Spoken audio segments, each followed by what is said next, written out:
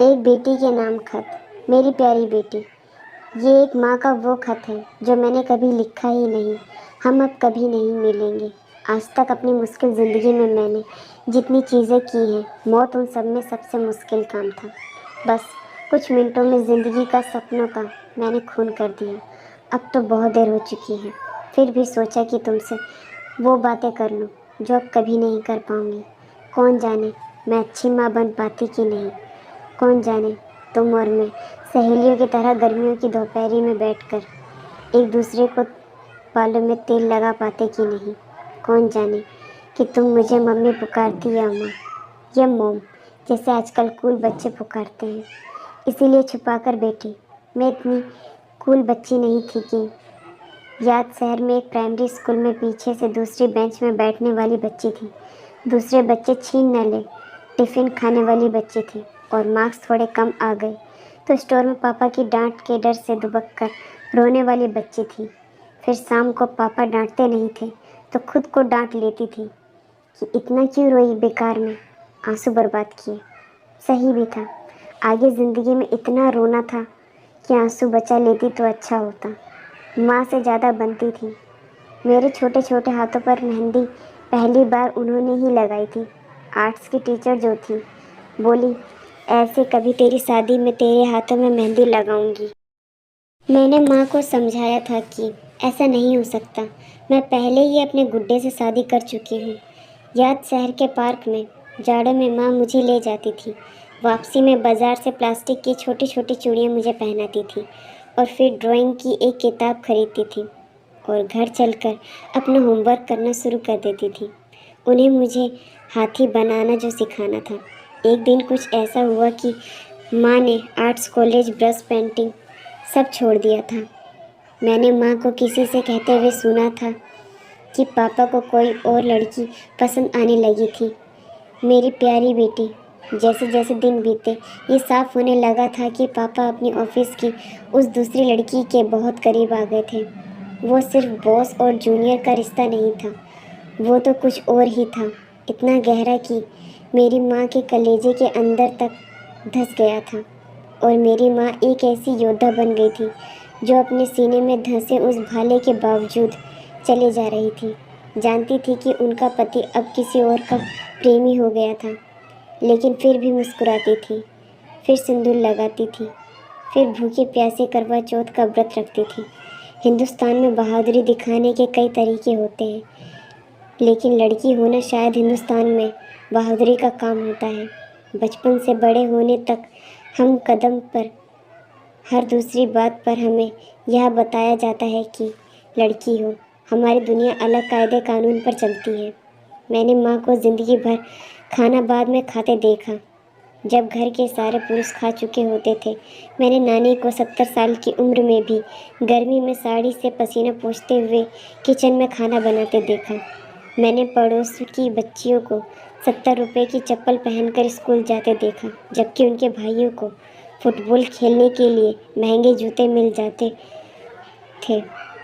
मैं कोई फेमिनिस्ट नहीं हूँ, लेकिन यह तो सच है कि मुझे कभी कभी माँ में और काम करने वाली दीदी में ज़्यादा फ़र्क नज़र नहीं आता था। बस माँ के पास कपड़े थोड़े ज़्यादा अच्छे थे। मुझे भी कहा गया था कि घुटनों के ऊपर स्कर्ट ना पहनो, बाल खोलकर स्कूल ना जाओ, लड़कों से ज़्यादा बात ना करो।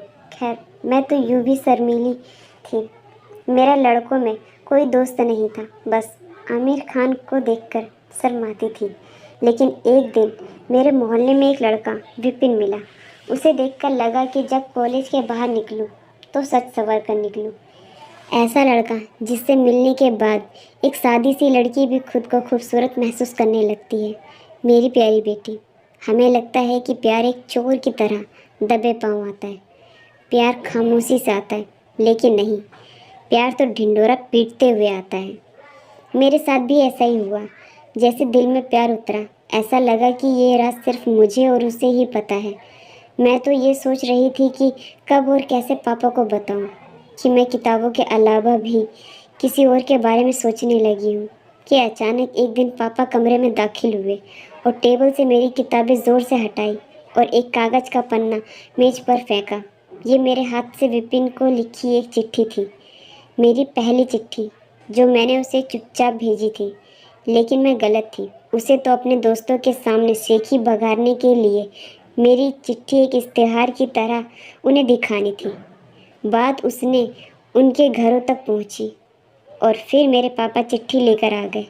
मैं इतनी नादान थी। मैंने ऐसे लड़के से प्यार का इजहार कर दिया था जो मुझे सिर्फ एक ट्रॉफी की तरह दिखाता फिर रहा था। आजकल तो ज़माना फिर भी बदल गया है, लेकिन उन दिनों ये तो ऐसा था कि रेगिस्तान के बीचों बीच किसी ने आग लगा दी हो। धुआं दूर दूर तक दिख सकता था। मेरी माँ ने मेरे पापा को समझाने की कोशिश भी की। गलती मेरी नहीं थी, उस लड़के की थी जिसने मुझे ऐसे इस्तेमाल किया। लेकिन उन्होंने कहा कि इससे उनकी प्रतिष्ठा, उनकी प्रेस्टीज खत्म हो चुकी थी, कि अगर लड़का होती तो ये दिन देखना नहीं पड़ता। ना जाने कैसे कह देते हैं लोग ऐसी चीज़ें आसानी से। शायद वो ये नहीं सोचते कि ऐसे लफ्ज़ ज़िंदगी भर याद रहते हैं, चुभते हैं, हमें कमज़ोर बना देते हैं। मैं अचानक एक कैदी बन गई थी। मेरे वही पिता जिनका अफेयर दफ्तर में एक लड़की से चल रहा था मुझे अच्छाई सिखा रहे थे। मैं मन ही मन घुटती रहती। अक्सर माँ को अकेले में रोते देखती, जैसे अपने भूरे प्रिंट की साड़ी नहीं बेबसी पहने हैं।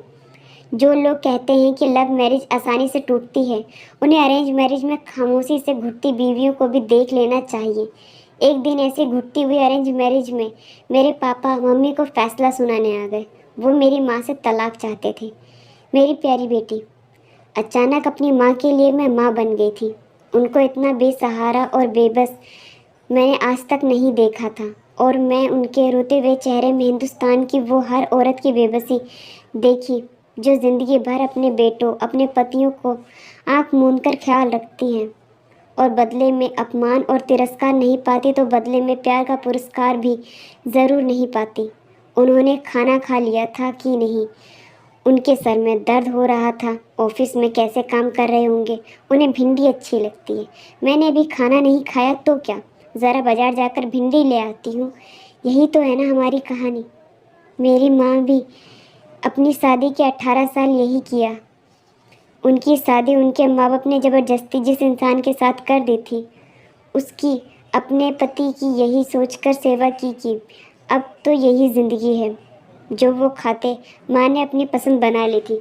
जो रंग उन्हें अच्छा लगता था उस की साड़ियाँ माँ ने पहनना शुरू कर दी थी। बड़ी कमाल की चीज़ होती हैं हम औरतें। हमें बहादुरी का इनाम मिलना चाहिए। सबको एक एक शौर्य चक्र। लेकिन पापा ने देखा कि दुनिया बदल गई थी। अब तो सब तलाक ऐसे मिलने लगा था जैसे उन दिनों गैस का कनेक्शन मिलता था। थोड़ी सी मुश्किल, थोड़ा सा इंतज़ार, लेकिन मिल जाता था। उन्होंने भी सोचा होगा, जब सारी दुनिया तलाक ले रही है तो क्यों ना हम भी आज़ादी का लड्डू थोड़ा सा चख लें। नरेश वाले मामले के बाद मेरा घर से निकलना एकदम बंद हो गया था, पर अब थोड़ी ढील मिलने लग गई थी। मैंने फैसला कर लिया था कि मैं उस लड़की से जाकर मिलूंगी, अपनी माँ की ओर से उससे बात करूंगी। हो सकता है कि मान जाए, मेरी माँ की ज़िंदगी से दूर चली जाए। इन्हीं दिनों जब पापा ऑफिस गए थे तो दरवाजे पर घंटी बजी। मेरे नाम एक चिट्ठी आई थी। खोली तो नरेश की थी, उसी लड़के की जिसने मुझे बेइज्जत किया था। उसने बेइंतहा माफ़ी मांगी थी। कहा था कि लड़कपन में उसने मेरी चिट्ठी एक दो दोस्तों को दिखा दी थी क्योंकि वो बेहद खुश था। उसने लिखा था कि वो मेरे बिना नहीं रह सकता। तुम तो जानती हो बेटी, हम लड़कियां कैसी होती हैं। मैं उससे मिलने फिर राज़ी हो गई थी। मेरी प्यारी बेटी, अपनी माँ का दर्द कम करने के लिए उसने ही एक दो बार झूठ बोलना शुरू कर दिया। मैं पापा के सहयोगियों को फ़ोन करके अंकल अंकल कहकर कभी कभी मासूमियत से उनसे ये जानने की कोशिश करती थी कि वो लड़की कौन थी। कभी कभी नरेश से भी मिल लेती थी। यूँ तो नहीं कहूँगी कि पुराने दिनों की तरह उससे प्यार करने लगी थी, लेकिन हाँ, मेरे रूखेपन की बर्फ़ पिघलने लगी थी। मैंने एक दिन एक पीसीओ में जाकर कांच वाला कैबिन ठीक से बंद करके पापा के ऑफिस फ़ोन किया था। मैंने नाम बदलकर उस लड़की से पूछा। मुझे बताया गया कि उसका ट्रांसफ़र पास ही एक कस्बे में हो गया था। अब समझ आ गया था कि उस छोटे से कस्बे से, जहां हमें कोई जानता ही नहीं था, क्यों अचानक रजिस्टर्ड पोस्ट घर पर आने लगी थी, पापा के नाम। उस दिन मैंने पापा को मम्मी से यह कहते सुना कि ऑफिस के किसी काम से अगले दिन दिल्ली जाना है। उन्होंने ये भी कहा कि उन्होंने वकील से बात कर ली है, आकर कोर्ट में प्रोसीडिंग्स शुरू करने वाले थे। बोले कि एलिमनी में माँ को इतना पैसा मिल जाएगा कि उन्हें अपने खर्चे की कोई परेशानी नहीं होगी। मेरे पापा ने मेरी माँ के लिए तलाक की पेंशन देने का फैसला कर लिया था। मेरे पास वक्त ज़्यादा नहीं, ऐसे ही पापा निकले। मैंने माँ से कहा कि मुझे कंपटीशन के लिए कुछ फॉर्म लाने हैं। मैं कॉलेज में नरेश से मिली और उससे कहा कि स्कूटर पर मुझे उस कस्बे ले जाए जहाँ वो लड़की रहती है। अगले दिन पापा के जाते ही मैं चल पड़ी। माँ से कहा कि उस रात मैं सहेली के घर रहूँगी। उस छोटे से कस्बे में बस एक ही होटल था, छोटा सा। हम वहीं रुके। उस लड़की के ऑफिस गई। मैं वो छुट्टी पर थी। मैं बड़ी देर तक उसके घर का पता मालूम करती रही, नहीं पता चला। हाँ, सामने नोटिस बोर्ड पर ऑफिस के एम्प्लॉयज़ की किसी कॉन्फ्रेंस की फ़ोटो नाम के साथ लगी हुई थी, तो उसकी शक्ल देख ली थी। शाम को नरेश के साथ वापस आई। खिड़की से देखा तो सांस रुक गई। होटल के कमरे से वो लड़की निकल रही थी। उसके पीछे ऑफिस का ब्रीफकेस लिए कमरा बंद करते हुए मेरे पापा।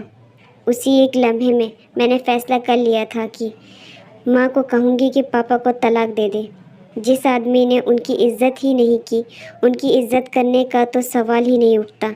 मेरी प्यारी बेटी, मैं ये नहीं कह रही हूँ कि सारे मर्द बुरे होते हैं, लेकिन शायद उनमें अच्छे होने का अनुपात हम औरतों से कम होता है। जो घुटन मेरी माँ ने महसूस की, वो घुटन इस मुल्क की लाखों औरतें महसूस करती हैं, चाहे वो गांव की झोपड़ी हो या बड़े शहर का आलीशान अपार्टमेंट। ऐसे लाखों हर घर हैं। नए ज़माने में भी औरतों का जल्लादों की तरह हाथ उठाया जाता है, जहां उनकी आज़ादी बहू बनकर घर में घुसते ही कैदी की तरह छीन ली जाती है, जहां कदम कदम पर उन्हें धोखा मिलता है। उस रात उस औरत को अपने पिता के साथ देखने के बाद मैं बिलक बिलक कर रोने लगी थी। लेकिन अभी एक धोखा बाकी था। मैं हार गई थी, कमज़ोर पड़ गई थी। नरेश ने मुझे बाहों में ले लिया था। ना जाने कब मैं उसके साथ महफूज करने लगी। ना जाने कब रात ऐसे कटी। जिंदगी में कोई रात न कटी थी। कुछ हफ्तों बाद पता चला कि मैं एक बिन ब्याही माँ बनने वाली हूँ। मेरी प्यारी बेटी, मुझे माफ़ कर दो।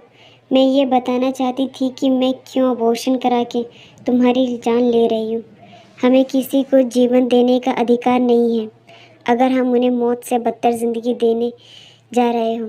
काश मैं तुम्हें जन्म दे पाती। काश तुम्हारे पास पिता का नाम होता। काश मैंने तुम्हें खूबसूरत बचपन दिया होता। एक सहेली की तरह बड़ा करती, आंखों में आंसू भरकर विदा करती। काश तुम्हें वो हिम्मत दे पाती जो मुझ में और मेरी माँ में नहीं है। काश मैं तुम्हें ये बता पाती कि मेरी तरह बेवकूफ़ी करके कमज़ोर लम्हों की वजह से कच्ची उम्र में माँ ना बन जाना। मैं कमज़ोर थी मेरी प्यारी बेटी। बिन ब्याही माँ बनकर रहने की हिम्मत नहीं थी मुझ में। कौन जाने मैं अच्छी माँ बन पाती कि नहीं। कौन जाने तुम और मैं सहेलियों की तरह गर्मियों की दोपहरी में बैठकर एक दूसरे के बालों में तेल लगा पाते कि नहीं। कौन जाने तुम मुझे मम्मी पुकारती या माँ। मुझे माफ़ कर दो, मैं तुम्हें कभी भुला नहीं पाऊँगी। हो सके तो भगवान के घर में बैठकर मेरी और हर रोज़ प्यार से देख लेना, मुस्कुरा देना। मैं ये सोच लूँगी कि तुमने थोड़ी सी माफ़ी दे दी मुझे। एक दिन मिलूँगी तुम्हें, अपनी बाहों में ले लूँगी तुम्हें मेरी प्यारी बेटी। बस इतनी सी ये कहानी।